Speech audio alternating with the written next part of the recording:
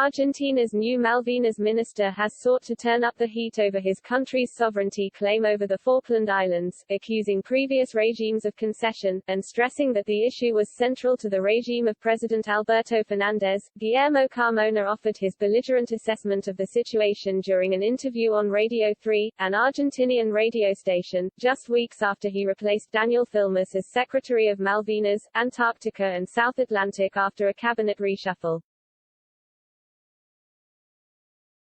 And he also confirmed Buenos Aires was planning to spend an eye-watering £5.2 billion on a new Antarctic logistics center in the far south of the country in a clear signal to London. Referring to Mauricio Macri, Mr. Fernandez's predecessor, Mr. Carmona accused his administration of making pernicious concessions for the country.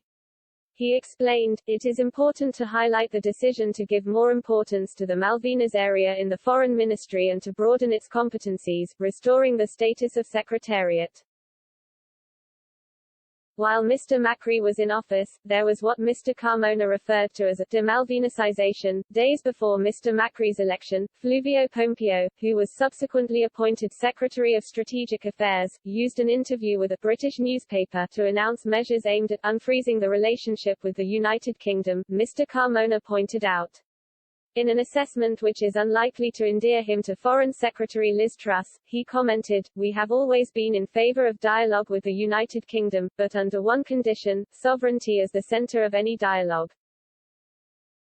We have resumed the state policy regarding Malvinas, based on the Constitution, the laws and appealing to international law. We decided to use diplomatic instruments to create the appropriate conditions in defense of the national interest.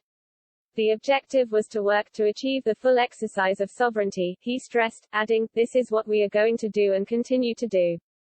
In such a context, Mr. Carmona confirmed plans to begin work on the Antarctic Logistics Center in Ushuaia, at Argentina's southern tip, next year.